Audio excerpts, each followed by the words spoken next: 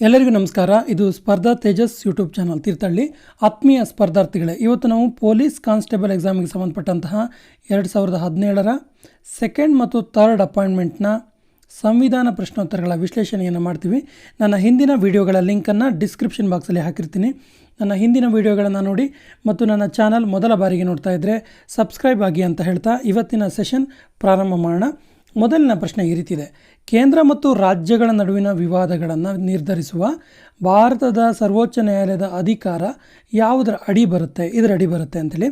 So ಇದಕ್ಕೆ ಸರಿಯಾದ ಉತ್ತರ ಆಪ್ಷನ್ ಸಿ, ಮೂಲ ನ್ಯಾಯಾಧಿಕರದ ಅಡಿ ಬರುತ್ತೆ. ಸರ್ವೋಚ್ಚ ನ್ಯಾಯಾಲಯ ಅನೇಕ ರೀತಿಯ ವ್ಯಾಜ್ಯಗಳನ್ನು, ಅನೇಕ ರೀತಿಯ ವಿವಾದಗಳನ್ನು ತೀರ್ಮಾನಿಸುವಂತಹ ಒಂದು ಘನವೆತ್ತ ಸ್ಥಾನದಲ್ಲಿದೆ. ಇಂತಹ ಒಂದು ಸರ್ವೋಚ್ಚ ನ್ಯಾಯಾಲಯ ಕೇಂದ್ರ ಮತ್ತು ರಾಜ್ಯಗಳ ನಡುವೆ ವಿವಾದ ಸೃಷ್ಟಿಯಾದರೆ ತನ್ನ ಮೂಲಾಧಿಕಾರದ ವ್ಯಾಪ್ತಿಯಲ್ಲಿ ಅದು ಸಾಲ್ವ್ ಮಾಡುತ್ತೆ. ನೋಡಿ, ಸಂವಿಧಾನದ ವಿಧಿ 131 ಹೇಳುತ್ತೆ. ಸಂವಿಧಾನದ 131ನೇ ವಿಧಿಯ ಪ್ರಕಾರ ಸರ್ವೋಚ್ಚ ನ್ಯಾಯಾಲಯದ ಮೂಲಾಧಿಕಾರ ಈ ರೀತಿ ಇದೆ. ಅಂದರೆ ಕೆಲವೊಂದು ಮೊಕದ್ದಮೆಗಳನ್ನು ನೇರವಾಗಿ ವಿಚಾರಣೆ ನಡೆಸುವಂಥ ಅಧಿಕಾರ ಹೊಂದಿದೆ. ನೇರವಾಗಿ ವಿಚಾರಣೆ ನಡೆಸುವಂಥ ಅಧಿಕಾರ ಈ ಮೂಲಾಧಿಕಾರ ವ್ಯಾಪ್ತಿಯಲ್ಲಿ ಬರುತ್ತೆ. ಅಂದರೆ ಯಾವ್ಯಾವ ವಿಚಾರಗಳನ್ನು ನೇರವಾಗಿ ಅದು ವಿಚಾರಣೆ ನಡೆಸ್ಬೋದು ಅಂದರೆ ಕೇಂದ್ರ ಮತ್ತು ರಾಜ್ಯಗಳ ನಡುವಿನ ವಿವಾದಗಳು, 2 ಅಥವಾ 2ಕ್ಕಿಂತ ಹೆಚ್ಚಿನ ರಾಜ್ಯಗಳ ವಿವಾದ ಮತ್ತು ಸಂವಿಧಾನವನ್ನು ಅರ್ಥೈಸುವುದು. Very important. ನೋಡಿ, ಇಲ್ಲಿ ಒಂದು ಅಂಶ ಇದೆ: ಕೇಂದ್ರ ಮತ್ತು ರಾಜ್ಯಗಳ ನಡುವಿನ ವಿವಾದ, 2 ಅಥವಾ 2 ರಾಜ್ಯಗಳಿಗಿಂತ ಹೆಚ್ಚಿನ ವಿವಾದ. ಇನ್ನೊಂದು ವೆರಿ ಇಂಪಾರ್ಟೆಂಟ್ ಯಾವುದು ಕೇಳಿದ್ರೆ ಮೂಲ ನ್ಯಾಯಾಧಿಕಾರದ ವ್ಯಾಪ್ತಿ ಬರೋದು ಸಂವಿಧಾನವನ್ನು ಅರ್ಥೈಸುವುದು. ಸಂವಿಧಾನವನ್ನು ಅರ್ಥೈಸುವುದು ಕೂಡ ಈ ಮೂಲ ನ್ಯಾಯಾಧಿಕಾರದ ವ್ಯಾಪ್ತಿಯಲ್ಲಿ ಬರುತ್ತೆ. ಸೊ 1ನೇ ಪ್ರಶ್ನೆಗೆ ಸರಿಯಾದ ಉತ್ತರ ಆಪ್ಷನ್ ಸಿ, ಮೂಲ ನ್ಯಾಯಾಧಿಕಾರ. ಇನ್ನು 2ನೇ ಪ್ರಶ್ನೆ ಈ ರೀತಿ ಇದೆ: ಈ ಕೆಳಗಿನ ಯಾವ ಕಲಂನಲ್ಲಿ ಸಂವಿಧಾನದ ತಿದ್ದುಪಡಿಯ ಕಾರ್ಯವಿಧಾನಗಳನ್ನು ಇಡಲಾಗಿದೆ? ಇದು ಕಲಂ, ಆ್ಯಕ್ಚುಲಿ ಕಾಲ ಅಲ್ಲ. ಯಾವ ಕಲಂ ಅಂದರೆ ಸಂವಿಧಾನದ 368ನೇ ಕಲಂ. ಸಂವಿಧಾನದ 368ನೇ ಕಲಂ ಸಂಸತ್ತಿಗೆ ಸಂವಿಧಾನ ತಿದ್ದುಪಡಿಯನ್ನು ಮಾಡುವಂಥ ಅವಕಾಶವನ್ನು ಮಾಡಿಕೊಟ್ಟಿದೆ. ಆ್ಯಕ್ಚುಲಿ ಭಾರತದ ಸಂಸತ್ತು ಸಂವಿಧಾನ ತಿದ್ದುಪಡಿಯನ್ನು ಮಾಡುತ್ತೆ. ಇನ್ನು ಸಂಸತ್ತು ಯಾವ ರೀತಿ ತಿದ್ದುಪಡಿ ಮಾಡಬೇಕು ಅಂತಲೂ ಕೂಡ ಸ್ಪಷ್ಟಪಡಿಸಿದೆ. ಯಾವ ಒಂದು ಪ್ರಕರಣದಲ್ಲಿ ಅಂದರೆ ಕೇಶವಾನಂದ ಭಾರತಿ. Very important. ಕೇಶವಾನಂದ ಭಾರತಿ ಪ್ರಕರಣ ಆಗಿದೆ. ಯಾವಾಗ ಕೇಳ್ತಾರೆ? 1973ರಲ್ಲಿ. 1973ರ ಕೇಶವಾನಂದ ಭಾರತಿ ಪ್ರಕರಣದಲ್ಲಿ ಸುಪ್ರೀಂ ಕೋರ್ಟ್ ಸ್ಪಷ್ಟಪಡಿಸುತ್ತೆ ಏನಂದರೆ ಸಂಸತ್ತಿಗೆ ಸಂವಿಧಾನವನ್ನು ತಿದ್ದುಪಡಿ ಮಾಡುವಂಥ ಹಕ್ಕಿದೆ. ಆದರೆ ಸಂಸತ್ತು ಸಂವಿಧಾನ ತಿದ್ದುಪಡಿ ಮಾಡುವಾಗ ಮೂಲ ಸಂರಚನೆಯನ್ನು ಹೊರತುಪಡಿಸಿ, ಮೂಲ ಸಂರಚನೆ ಬೇಸಿಕ್ ಸ್ಟ್ರಕ್ಚರ್ಗೆ ಧಕ್ಕೆ ಆಗದ ಹಾಗೆ, ಮೂಲ ಸಂರಚನೆಗೆ ಧಕ್ಕೆ ಆಗದ ಹಾಗೆ ಸಂವಿಧಾನದ ಯಾವುದೇ ಭಾಗಕ್ಕೆ ತಿದ್ದುಪಡಿಯನ್ನು ಮಾಡುವ ಅಧಿಕಾರ ಸಂಸತ್ತಿಗೆ ಇದೆ ಅಂಥೇಳಿ ಸುಪ್ರೀಂ ಕೋರ್ಟ್ ಹೇಳುತ್ತೆ. ಸಂಸತ್ತಿಗೆ ಇದೆ ಅಂತೇಳಿ ಸುಪ್ರೀಂ ಕೋರ್ಟ್ ಹೇಳುತ್ತೆ. ಮತ್ತು ಸಂವಿಧಾನದ ವಿಧಿ ಕಲಂ 368 ಹೇಳುತ್ತೆ ಸಂವಿಧಾನವನ್ನು ತಿದ್ದುಪಡಿ ಮಾಡುವಂಥ ಕಾರ್ಯವಿಧಾನಗಳನ್ನು ಹೇಳಲಾಗಿದೆ. So option B is the right answer. ಇನ್ನು 3ನೇ ಪ್ರಶ್ನೆ ಈ ರೀತಿ ಇದೆ: ಭಾರತದಲ್ಲಿ ಪತ್ರಿಕಾ ಸ್ವತಂತ್ರ ಯಾವುದರಲ್ಲಿ ಲಭ್ಯ ಇದೆ, ಯಾವುದರಲ್ಲಿ ಒದಗಿಸಲಾಗಿದೆ ಅಂತೇಳಿ. ಸೊ ಇದಕ್ಕೆ ಸರಿಯಾದ ಉತ್ತರ ಆಪ್ಷನ್ ಸಿ, ಅಭಿವ್ಯಕ್ತಿ ಸ್ವಾತಂತ್ರ್ಯದ ಹಕ್ಕಿನಲ್ಲಿ ಸೂಚಿಸಲಾಗಿದೆ. ನೋಡಿ, ನಮ್ಮ ಸಂವಿಧಾನದ 3ನೇ ಭಾಗದ 12ರಿಂದ 35ರವರೆಗಿನ ವಿಧಿಗಳು ಮೂಲಭೂತ ಹಕ್ಕುಗಳಿಗೆ ಸಂಬಂಧಪಟ್ಟಿದೆ. ಈ ಒಂದು ಅಭಿವ್ಯಕ್ತಿ ಸ್ವಾತಂತ್ರ್ಯ ಕೂಡ ಸ್ವಾತಂತ್ರ್ಯದ ಹಕ್ಕಿನ ಅಡಿಯಲ್ಲಿ ಬರುವಂತಹ ಮೂಲಭೂತ ಹಕ್ಕು. ಸ್ವಾತಂತ್ರ್ಯದ ಹಕ್ಕಿನ ಅಡಿಯಲ್ಲಿ ಬರುವಂಥ ಮೂಲಭೂತ ಹಕ್ಕು. ಇನ್ನು ಸ್ವಾತಂತ್ರ್ಯದ ಹಕ್ಕು ಎಲ್ಲಿ ಕಂಡು ಬರುತ್ತೆ ಕೇಳಿದ್ರೆ ಸಂವಿಧಾನದ ವಿಧಿ 19ರಿಂದ 22ನೇವರೆಗಿನ ವಿಧಿಗಳು ಸ್ವಾತಂತ್ರ್ಯದ ಹಕ್ಕಿನ ಬಗ್ಗೆ ಹೇಳುತ್ತೆ. ಸೊ ಪತ್ರಿಕಾ ಸ್ವಾತಂತ್ರ್ಯ ಬಗ್ಗೆ ಹೇಳಬೇಕಂದ್ರೆ ಈ ವಿಧಿ ಹೇಳುತ್ತೆ ವಾಕ್ ಮತ್ತು ಅಭಿವ್ಯಕ್ತಿ ಸ್ವತಂತ್ರ, ಪತ್ರಿಕಾ ಸ್ವತಂತ್ರ ಮತ್ತು ಮಾಹಿತಿಯನ್ನು ಪಡೆಯುವ ಸ್ವಾತಂತ್ರ್ಯವನ್ನು ಈ ಒಂದು ವಿಧಿಗಳು ನೀಡುತ್ತೆ. ಸಂವಿಧಾನದ ವಿಧಿ 19 ಆ್ಯಕ್ಚುಲಿ ಪತ್ರಿಕಾ ಸ್ವಾತಂತ್ರ್ಯಕ್ಕೆ ಸಂಬಂಧಪಟ್ಟಿದೆ. ಪರ್ಟಿಕ್ಯುಲರ್ ಆಗಿ ಸ್ವತಂತ್ರದ ಹಕ್ಕು 19ರಿಂದ 22ರವರೆಗೆ ಇದ್ದರೆ ಅಭಿವ್ಯಕ್ತಿ ಸ್ವತಂತ್ರ ಅಥವಾ ಪತ್ರಿಕಾ ಸ್ವತಂತ್ರ ಇದೆಯಲ್ಲ 19ನೇ ವಿಧಿ ಅಡಿಯಲ್ಲಿ ಬರುತ್ತೆ. ಈ ಅಂಶ ವೆರಿ ಇಂಪಾರ್ಟೆಂಟ್, ನಮಗೆ ಗೊತ್ತಿರಲಿ. ಸೊ 3ನೇ ಪ್ರಶ್ನೆಗೆ ಸರಿಯಾದ ಉತ್ತರ ಅಭಿವ್ಯಕ್ತಿ ಸ್ವತಂತ್ರದ ಹಕ್ಕಿನಲ್ಲಿ ಪತ್ರಿಕಾ ಸ್ವತಂತ್ರ ಇದೆ. Option C is the right answer. ಇನ್ನು 4ನೇ ಪ್ರಶ್ನೆ ಈ ರೀತಿ ಇದೆ: ಭಾರತದ ಸಂವಿಧಾನದಲ್ಲಿ ಅಂತಾರಾಷ್ಟ್ರೀಯ ಶಾಂತಿ ಮತ್ತು ಭದ್ರತೆಯ ಉತ್ತೇಜನ ಇದರಲ್ಲಿ ಒಳಗೊಂಡಿದೆ. ಪೀಠಿಕೆಯಲ್ಲಿಯ, ರಾಷ್ಟ್ರ ಧೋರಣೆಯಲ್ಲಿಯ, ಮೂಲಭೂತ ಹಕ್ಕಿನಲ್ಲಿಯ ಅಥವಾ 9ನೇ ಶೆಡ್ಯೂಲಲ್ಲಿ ಕೇಳುತ್ತೆ. ಸೊ ಇದಕ್ಕೆ ಸರಿಯಾದ ಉತ್ತರ ಆಪ್ಷನ್ ಬಿ, ರಾಷ್ಟ್ರ ಧೋರಣೆ ಅಥವಾ ಕಾರ್ಯಸೂತ್ರಗಳ ನಿರ್ದೇಶಕ ಸೂತ್ರಗಳು. ಇದನ್ನು ನಾವು ಸೂಚ್ಯವಾಗಿ ರಾಜ್ಯ ನಿರ್ದೇಶಕ ತತ್ವಗಳು ಅಂತ ಕರಿತೀವಿ. ರಾಜ್ಯ ನಿರ್ದೇಶಕ ತತ್ವಗಳ ಅಡಿಯಲ್ಲಿ ಈ ಅಂತಾರಾಷ್ಟ್ರೀಯ ಶಾಂತಿ ಮತ್ತು ಭದ್ರತೆಯ ಉತ್ತೇಜನ ಇದೆ. ಎಲ್ಲಿ ಇದೆ ಕೇಳಿದ್ರೆ ಸಂವಿಧಾನದ 51ನೇ ವಿಧಿ. ಸಂವಿಧಾನದ 51ನೇ ವಿಧಿ ಹೇಳುತ್ತೆ ಏನಂದರೆ ಇದು ಉದಾರತ ತತ್ವದ ಅಡಿಯಲ್ಲಿ ಬರುವಂಥ ವಿಧಿ. ಇದು ಅಂತಾರಾಷ್ಟ್ರೀಯ ಶಾಂತಿ ಮತ್ತು ಭದ್ರತೆಗೆ ಉತ್ತೇಜನವನ್ನು ನೀಡುವಂಥ ಅಂಶವನ್ನು ಈ ಒಂದು 51ನೇ ವಿಧಿ ಒಳಗೊಂಡಿದೆ. ವೆರಿ ಇಂಪಾರ್ಟೆಂಟ್, ನಮಗೆ ಈ ಅಂಶ ಗೊತ್ತಿರಲಿ. ಇನ್ನು ಭಾರತದ ಸಂವಿಧಾನದಲ್ಲಿ ರಾಜ್ಯ ನಿರ್ದೇಶಕ ತತ್ವಗಳು ಸಂವಿಧಾನದ 4ನೇ ಭಾಗದ ಕೇಳಿದ್ದಾರೆ ಅನೇಕ ಪರೀಕ್ಷೆಗಳಲ್ಲಿ ರಾಜ್ಯ ನಿರ್ದೇಶಕ ತತ್ವಗಳು ಯಾವ ಭಾಗದಲ್ಲಿ ಕಂಡುಬರುತ್ತೆ ಅಂಥೇಳಿ ಮತ್ತು ಯಾವ ವಿಧಿಗಳಲ್ಲಿ ಕಂಡುಬರುತ್ತೆ ಅಂತಲೂ ಕೇಳಿದ್ದಾರೆ. ಸೊ 4ನೇ ಭಾಗದ 36ರಿಂದ 51ರವರೆಗಿನ ವಿಧಿಗಳು ರಾಜ್ಯ ನಿರ್ದೇಶಕ ತತ್ವಗಳಿಗೆ ಸಂಬಂಧಪಟ್ಟಿದೆ. ಸೊ 51ನೇ ವಿಧಿ ಏನು ಹೇಳುತ್ತೆ ಕೇಳಿದ್ರೆ ಅಂತಾರಾಷ್ಟ್ರೀಯ ಶಾಂತಿ ಮತ್ತು ಭದ್ರತೆಯ ಉತ್ತೇಜನದ ಬಗ್ಗೆ ಹೇಳುತ್ತೆ. So option B is the right answer. ಇನ್ನು 5ನೇ ಪ್ರಶ್ನೆ ಈ ರೀತಿದೆ, ಪುರಸಭೆಗಳಿಗೆ ಚುನಾವಣೆ ಪ್ರಕ್ರಿಯೆ ನಡೆಸಲು ಈ ಕೆಳಗಿನ ಯಾರ ಅಧೀನಕ್ಕೆ ಒಳಪಟ್ಟಿರುತ್ತೆ? ಸೊ ಇದಕ್ಕೆ ಸರಿಯಾದ ಉತ್ತರ ಆಪ್ಷನ್ ಎ, ರಾಜ್ಯ ಚುನಾವಣಾ ಆಯೋಗ. ನೋಡಿ, ನಮ್ಮ ಸಂವಿಧಾನದಲ್ಲಿ ಸಂವಿಧಾನದ ವಿಧಿ 324ನೇ ವಿಧಿ 324ನೇ ವಿಧಿ ಇದು 15ನೇ ಭಾಗದಲ್ಲಿ ಕಂಡುಬರುತ್ತೆ. ವೆರಿ ಇಂಪಾರ್ಟೆಂಟ್, ಅನೇಕ ಪರೀಕ್ಷೆಗಳಲ್ಲಿ ಕೇಳಿದ್ದಾರೆ. ಚುನಾವಣಾ ಆಯೋಗಕ್ಕೆ ಸಂಬಂಧಪಟ್ಟಂತಹ ವಿಧಿಗಳು ಎಲ್ಲಿ ಕಂಡುಬರುತ್ತೆ ಕೇಳಿದ್ರೆ 324ನೇ ವಿಧಿಯಲ್ಲಿ ಕಂಡುಬರುತ್ತೆ. ಯಾವ ಭಾಗದಲ್ಲಿ ಚುನಾವಣಾ ಆಯೋಗಕ್ಕೆ ಸಂಬಂಧಪಟ್ಟಂಥ ವಿಚಾರಗಳು ಇದೆ ಕೇಳಿದ್ರೆ 15ನೇ ಭಾಗದಲ್ಲಿ ಅಂತ ಹೇಳಬೇಕು. ಸೊ 15ನೇ ಭಾಗದ 324ನೇ ವಿಧಿ ಹೇಳುತ್ತೆ ಭಾರತಕ್ಕೆ ಒಂದು ಸ್ವತಂತ್ರ ಮತ್ತು ನಿರ್ಭೀತ ಚುನಾವಣಾ ಆಯೋಗಕ್ಕೆ ಅವಕಾಶ ಮಾಡಿಕೊಟ್ಟಿದೆ. ಸ್ವತಂತ್ರ ಮತ್ತು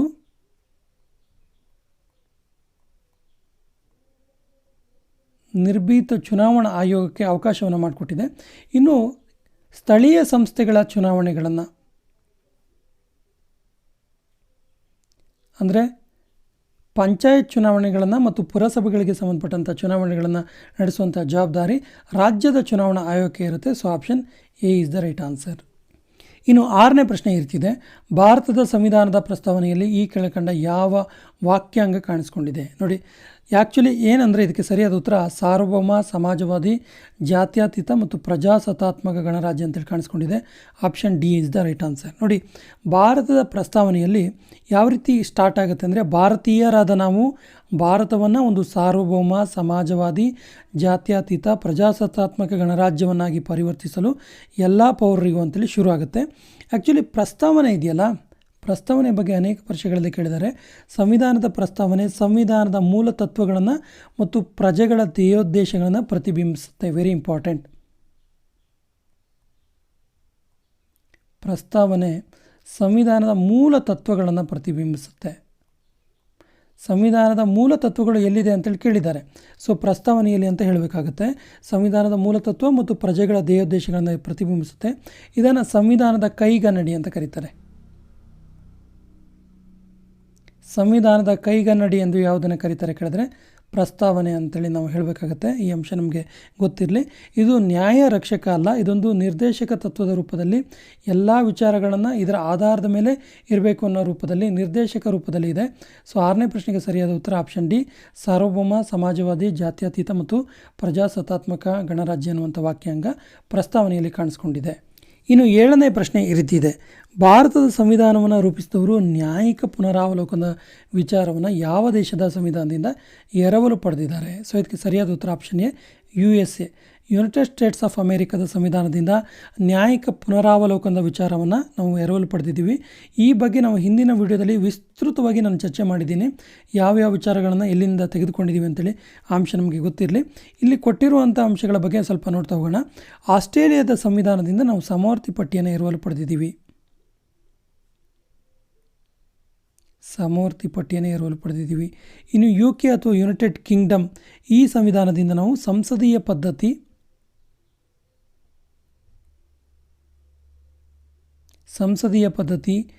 ಏಕಪೌರತ್ವ ಮತ್ತು ಕ್ಯಾಬಿನೆಟ್ ಪದ್ಧತಿಯನ್ನು UK ನಾವು ಪಡ್ಕೊಂಡಿದ್ದೀವಿ. ಇನ್ನು ಫ್ರಾನ್ಸ್ನಿಂದ ವೆರಿ ಇಂಪಾರ್ಟೆಂಟ್, ಅನೇಕ ಪರೀಕ್ಷೆಗಳಲ್ಲಿ ಈ ಬಗ್ಗೆ ಚರ್ಚೆ ಆಗಿದೆ. ಫ್ರಾನ್ಸ್ನಿಂದ ಯಾವ ಅಂಶವನ್ನು ನಾವು ಎರವಲು ಪಡೆದಿದ್ದೀವಿ ಅಂತ ಕೇಳಿದ್ರೆ ಫ್ರಾನ್ಸ್ ಬಗ್ಗೆ ತುಂಬ ಇಂಪಾರ್ಟೆಂಟಾಗಿ ಹೇಳಿರೋದ್ರಿಂದ ಇದ್ರ ಬಗ್ಗೆ ನಮ್ಗೆ ಗೊತ್ತಿರಬೇಕು. ಪ್ರಸ್ತಾವನೆಯಲ್ಲಿರುವಂಥ ಸ್ವಾತಂತ್ರ್ಯ, ಸಮಾನತೆ ಮತ್ತು ಭ್ರಾತೃತ್ವ, ಸ್ವಾತಂತ್ರ್ಯ, ಸಮಾನತೆ ಮತ್ತು ಭ್ರಾತೃತ್ವ ಎನ್ನುವಂಥ ಅಂಶಗಳನ್ನು ಫ್ರಾನ್ಸ್ ಸಂವಿಧಾನದಿಂದ ನಾವು ಎರವಲು ಪಡೆದಿದ್ದೀವಿ. ಅಥವಾ ಇನ್ನೊಂದು ಥರನೂ ಕೇಳ್ತಾರೆ, ಫ್ರೆಂಚ್ ಕ್ರಾಂತಿಯಿಂದ ನಾವು ಯಾವ ಅಂಶಗಳನ್ನು ಪಡ್ಕೊಂಡಿದ್ದೀವಿ ಅಂತೇಳಿ. ಈ ಅಂಶ ನಮಗೆ ಗೊತ್ತಿರಲಿ. ಇನ್ನು USA ಇಂದ, ಯುನೈಟೆಡ್ ಸ್ಟೇಟ್ಸ್ ಆಫ್ ಅಮೇರಿಕಾದಿಂದ ಮೂಲಭೂತ ಹಕ್ಕುಗಳನ್ನು ನಾವು ಎರವಲು ಪಡೆದಿದ್ದೀವಿ. ಮತ್ತು ಉಪರಾಷ್ಟ್ರಪತಿ ಹುದ್ದೆ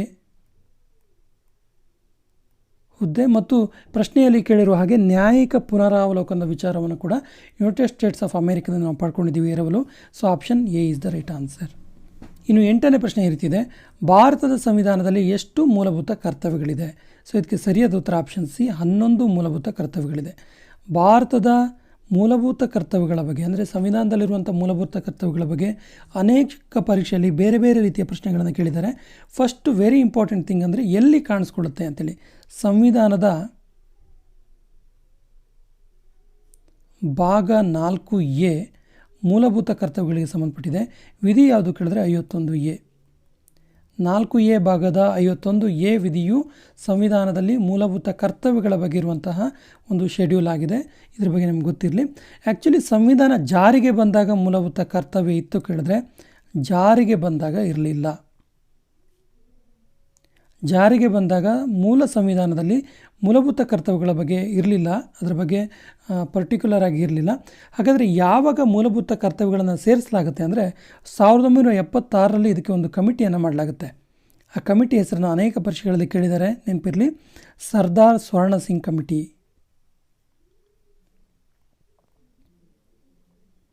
ಸರ್ದಾರ್ ಸ್ವರ್ಣ ಸಿಂಗ್ ಕಮಿಟಿಯನ್ನು 1976ರಲ್ಲಿ ಮೂಲಭೂತ ಕರ್ತವ್ಯಗಳ ಬಗ್ಗೆ ಒಂದು ನೇಮಿಸಲಾಗುತ್ತೆ. ಇದು ಒಂದು ರಿಪೋರ್ಟನ್ನು ಕೊಡುತ್ತೆ. ಆ ರಿಪೋರ್ಟ್ನ ಪ್ರಕಾರ 10 ಮೂಲಭೂತ ಕರ್ತವ್ಯಗಳನ್ನು ಇದು ಹೇಳ್ತು. 10 ಮೂಲಭೂತ ಕರ್ತವ್ಯಗಳನ್ನು ಸಂವಿಧಾನಕ್ಕೆ ಸೇರಿಸಲಾಯಿತು. ಈ 10 ಮೂಲಭೂತ ಕರ್ತವ್ಯಗಳನ್ನು ಯಾವಾಗ ಸೇರಿಸಲಾಯಿತು ಕೇಳಿದ್ರೆ 1976ರಲ್ಲಿ ಸಂವಿಧಾನಕ್ಕೆ 42ನೇ ತಿದ್ದುಪಡಿಯನ್ನು ತಂದರು.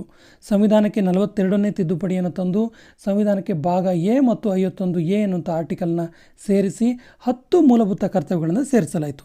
ಹಾಗಾದರೆ 11 ಮೂಲಭೂತ ಕರ್ತವ್ಯಗಳು ಅಂತ ಹೇಳಿದ್ರಲ್ಲ ಸರ್, 11ನೇ ಮೂಲಭೂತ ಕರ್ತವ್ಯ ಯಾವಾಗ ಸೇರಿಸಿದ್ರು ಕೇಳಿದ್ರೆ 2002ರಲ್ಲಿ ಸಂವಿಧಾನಕ್ಕೆ 86ನೇ ತಿದ್ದುಪಡಿ ತಂದು, ವೆರಿ ಇಂಪಾರ್ಟೆಂಟ್, 86ನೇ ತಿದ್ದುಪಡಿ ತಂದು 11ನೇ ಮೂಲಭೂತ ಕರ್ತವ್ಯವನ್ನು ಸೇರಿಸಲಾಯಿತು. ಹಾಗಾದರೆ 11ನೇ ಮೂಲಭೂತ ಕರ್ತವ್ಯ ಯಾವುದು ಅಂತ ಕೇಳುವಂಥ ಸಂದರ್ಭ ಕೂಡ ಇರುತ್ತೆ.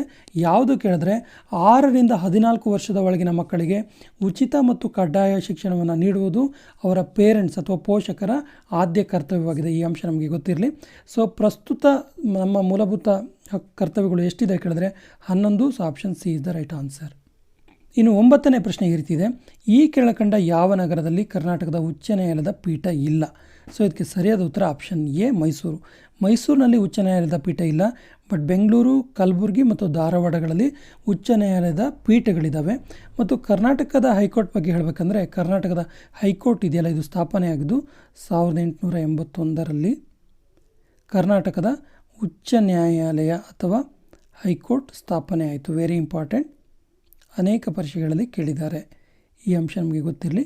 ಇನ್ನು ಯಾವ ಪ್ಲೇಸಲ್ಲಿ ಉಚ್ಚ ನ್ಯಾಯಾಲಯದ ಪೀಠ ಇಲ್ಲ ಅಂದರೆ ಮೈಸೂರಲ್ಲಿಲ್ಲ. So option A is the right answer. ಇನ್ನು 10ನೇ ಪ್ರಶ್ನೆ ಈ ರೀತಿ ಇದೆ, ಈ ಕೆಳಗಿನವರಲ್ಲಿ ಯಾರು ಅವಿರೋಧವಾಗಿ ಆಯ್ಕೆಯಾದ ಭಾರತದ ರಾಷ್ಟ್ರಪತಿಗಳು? ಸೊ ಇದಕ್ಕೆ ಸರಿಯಾದ ಉತ್ತರ option C, doctor Neelam Sanjiva Reddy. Doctor Neelam Sanjiva Reddy ಅವರು ಆಗಸ್ಟ್ 6,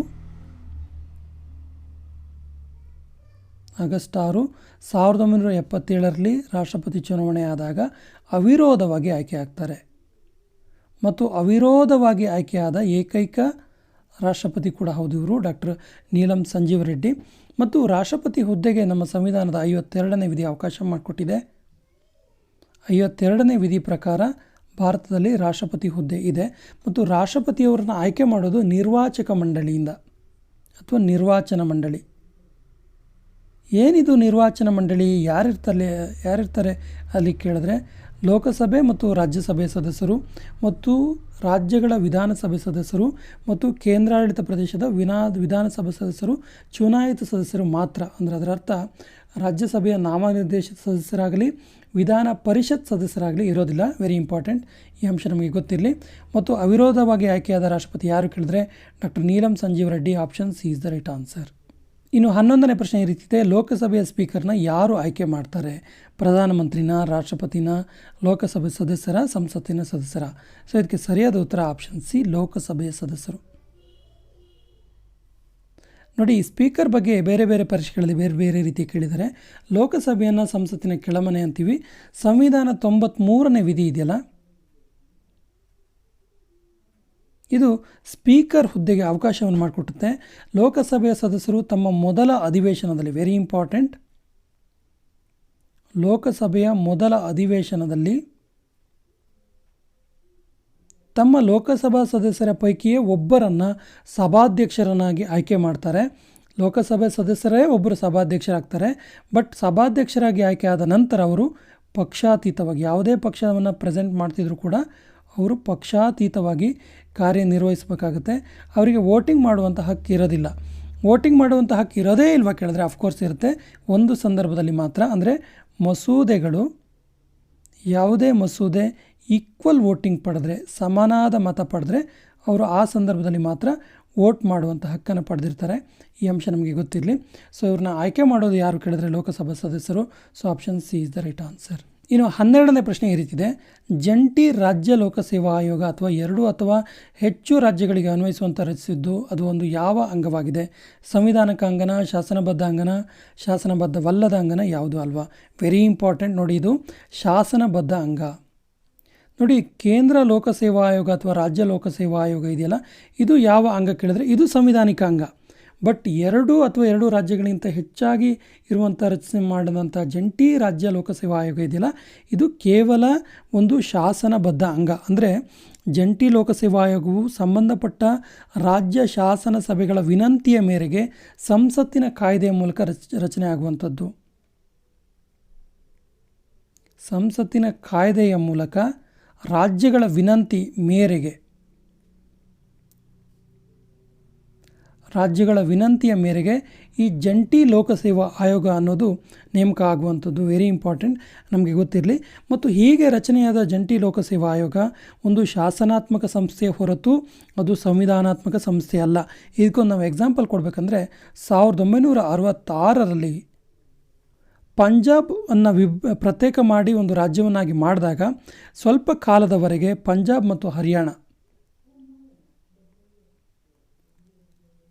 ಮತ್ತು ಹರಿಯಾಣಕ್ಕೆ 2 ರಾಜ್ಯಗಳಿಗೆ ಸೇರಿ ಜಂಟಿ ಲೋಕಸೇವಾ ಆಯೋಗ ಕೆಲವು ಕಾಲದವರೆಗೆ ಮುಂದುವರಿತು. ಈ ಅಂಶ ನಮಗೆ ಗೊತ್ತಿರಬೇಕು. ಸೊ ಈ ರೀತಿ ಜಂಟಿ ಲೋಕಸೇವಾ ಆಯೋಗಗಳಾದಾಗ ಅದು ಸಂವಿಧಾನಿಕ ಸಂಸ್ಥೆ ಆಗೋದಿಲ್ಲ, ಶಾಸನಬದ್ಧ ಸಂಸ್ಥೆ ಆಗುತ್ತೆ. ಆದರೆ ರಾಜ್ಯ ಲೋಕಸೇವಾ ಆಯೋಗ ಇರ್ಬೋದು ಅಥವಾ ಕೇಂದ್ರ ಲೋಕಸೇವಾ ಆಯೋಗ ಇರ್ಬೋದು, ಇವುಗಳು ಆ್ಯಕ್ಚುಲಿ ಸಂವಿಧಾನಿಕ ಅಂಗ. ಬಟ್ ಜಂಟಿ ಲೋಕಸೇವಾ ಆಯೋಗಗಳು ಶಾಸನಬದ್ಧ ಅಂಗವೇ ಹೊರತು ಸಂವಿಧಾನಿಕ ಅಂಗ ಅಲ್ಲ. So option B is the right answer. ಇನ್ನು 13ನೇ ಪ್ರಶ್ನೆ ಈ ರೀತಿದೆ, ಈ ಕೆಳಗಿನವರಲ್ಲಿ ಯಾರಿಗೆ ಮಂತ್ರಿಮಂಡಲದ ಮಂತ್ರಿಗಳು ಒಟ್ಟಾಗಿ ಜವಾಬ್ದಾರರಾಗಿರ್ತಾರೆ? ಇದನ್ನು ನೋಡಿದ ತಕ್ಷಣ ನಮಗೆ ಏನನ್ಸುತ್ತೆ ಅಂದರೆ ರಾಷ್ಟ್ರಪತಿಗೆ ಅಥವಾ ಸಂಸತ್ತಿಗೆ ಅನಿಸುತ್ತೆ. ಬಟ್ ಇದಕ್ಕೆ ಸರಿಯಾದ ಉತ್ತರ ಆಪ್ಷನ್ ಡಿ, ಲೋಕಸಭೆ. ನೋಡಿ, ಇದೊಂದು ಸಾಮೂಹಿಕ ಹೊಣೆಗಾರಿಕೆಯನ್ನು ಸೂಚಿಸುತ್ತೆ. Very important.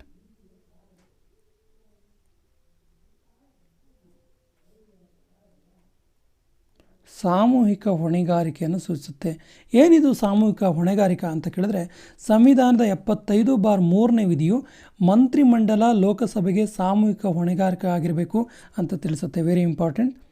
ಸಂವಿಧಾನದ 75/3ನೇ ವಿಧಿ ಇದೆಯಲ್ಲ, ಇದು ಮಂತ್ರಿಮಂಡಲದ ಮಂತ್ರಿಗಳು ಸಾಮೂಹಿಕವಾಗಿ ಲೋಕಸಭೆಗೆ ಜವಾಬ್ದಾರರಾಗಿರಬೇಕು ಅಂತ ಹೇಳುತ್ತೆ. ಮತ್ತು ಭಾರತದ ಸಂವಿಧಾನವು ಬ್ರಿಟಿಷ್ ಮಾದರಿಯ ಸಂಸದೀಯ ಸರ್ಕಾರದ ಪದ್ಧತಿಗೆ ಅವಕಾಶ ಮಾಡಿಕೊಟ್ಟಿದೆ. ಪ್ರಧಾನಮಂತ್ರಿಯ ನೇತೃತ್ವದ ಸರ್ಕಾರ ನೈಜ ಕಾರ್ಯಾಂಗವಾಗಿದೆ. ಈ ಅಂಶ ನಮಗೆ ಗೊತ್ತಿರಲಿ. ಸೊ ಇದಕ್ಕೆ ಸರಿಯಾದ ಉತ್ತರ, 13ನೇ ಪ್ರಶ್ನೆಗೆ ಸರಿಯಾದ ಉತ್ತರ ಆಪ್ಷನ್ ಡಿ, ಲೋಕಸಭೆ. ಇನ್ನು 14ನೇ ಪ್ರಶ್ನೆ ಇರ್ತಿದೆ, ಭಾರತದ ಮೊದಲ ಮಹಿಳಾ ರಕ್ಷಣಾ ಮಂತ್ರಿ ಯಾರು? ಇದಕ್ಕೆ ಸರಿಯಾದ ಉತ್ತರ ಆಪ್ಷನ್ ಡಿ, ನಿರ್ಮಲಾ ಸೀತಾರಾಮನ್. ನಿರ್ಮಲಾ ಸೀತಾರಾಮನ್ ಅವರು 2017ರಲ್ಲಿ ಭಾರತದ ಮೊದಲ ರಕ್ಷಣಾ ಮಂತ್ರಿಯಾಗಿ ಆಯ್ಕೆ ಆಗ್ತಾರೆ. ಇವರು 2014ರಿಂದ 2017ರವರೆಗೆ 2014ರಿಂದ 2017ರವರೆಗೆ ವಾಣಿಜ್ಯ ಖಾತೆಯ ರಾಜ್ಯ ಸಚಿವರಾಗಿದ್ದರು.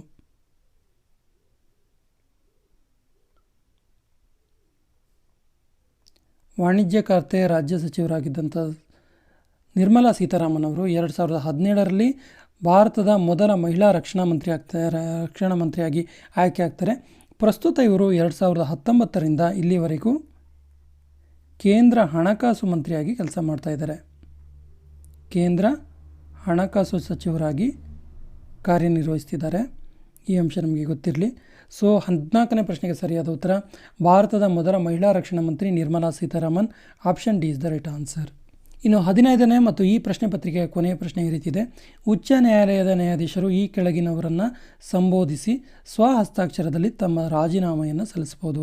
ಸೊ ಇದಕ್ಕೆ ಸರಿಯಾದ ಉತ್ತರ ಆಪ್ಷನ್ ಎ, ಭಾರತದ ರಾಷ್ಟ್ರಪತಿಯವರಿಗೆ. ನೋಡಿ, ಇವರ ಆಯ್ಕೆ ಕೂಡ ಭಾರತದ ರಾಷ್ಟ್ರಪತಿಯವರೇ ಮಾಡಿರ್ತಾರೆ. ಕೇಂದ್ರ ಮಂತ್ರಿಮಂಡಲದ ಮತ್ತು ರಾಜ್ಯಪಾಲರ ಒಂದು ಸಲಹೆ ಸಹಯೋಗದೊಂದಿಗೆ ಹೈಕೋರ್ಟ್ನ ಮುಖ್ಯ ನ್ಯಾಯಮೂರ್ತಿಯೊಂದಿಗೆ ಸಮಾಲೋಚಿಸಿ ಇವರು ನ್ಯಾಯಾಧೀಶರನ್ನ ರಾಷ್ಟ್ರಪತಿಯವರು ನೇಮಕ ಮಾಡ್ತಾರೆ. ಈ ನ್ಯಾಯಾಧೀಶರ ಒಂದು ನಿವೃತ್ತಿಯ ವಯಸ್ಸು 62 ವರ್ಷ. ಈ ಅಂಶ ನಮಗೆ ಗೊತ್ತಿರಲಿ. ಮತ್ತು ಇವರು ರಾಜೀನಾಮೆಯನ್ನು ಸಲ್ಲಿಸುವ ಸಂದರ್ಭ ಬಂದರೆ ರಾಷ್ಟ್ರಪತಿಯವರಿಗೆ ಸಲ್ಲಿಸಬೇಕಾಗುತ್ತೆ. Option A is the right answer. ಆತ್ಮೀಯ ಸ್ಪರ್ಧಾರ್ಥಿಗಳೇ, ಇದಿಷ್ಟು ಪೊಲೀಸ್ ಕಾನ್ಸ್ಟೇಬಲ್ ಎಕ್ಸಾಮಿಗೆ ಸಂಬಂಧಪಟ್ಟಂತೆ 2017ರ ಸೆಕೆಂಡ್ ಮತ್ತು ಥರ್ಡ್ ಅಪಾಯಿಂಟ್ಮೆಂಟ್ನ ಸಂವಿಧಾನ ಪ್ರಶ್ನೋತ್ತರಗಳ ವಿಶ್ಲೇಷಣೆ. ಆ್ಯಕ್ಚುಲಿ ಇದು ಸಂವಿಧಾನ ಸರಣಿ 2002ರಿಂದ 2020ರವರೆಗಿನ ಎಲ್ಲ ಪೊಲೀಸ್ ಕಾನ್ಸ್ಟೇಬಲ್ ಪರೀಕ್ಷೆಗಳ ಸಂವಿಧಾನ ಪ್ರಶ್ನೋತ್ತರಗಳ ವಿಶ್ಲೇಷಣೆಯನ್ನು ಮಾಡ್ತಿದ್ದೀವಿ. ನನ್ನ ಹಿಂದಿನ ಎಲ್ಲ ವಿಡಿಯೋಗಳ ಸದುಪಯೋಗಪಡಿಸ್ಕೊಳ್ಳಿ ಮತ್ತು ನನ್ನ ಚಾನಲ್ ಮೊದಲ ಬಾರಿಗೆ ನೋಡ್ತಾ ಇದ್ದರೆ ಸಬ್ಸ್ಕ್ರೈಬ್ ಆಗಿ ಅಂತ ಹೇಳ್ತಾ ಇವತ್ತಿನ ಸೆಷನ್ ಕಂಪ್ಲೀಟ್ ಮಾಡ್ತಾ ಇದ್ದೀನಿ. Thank you.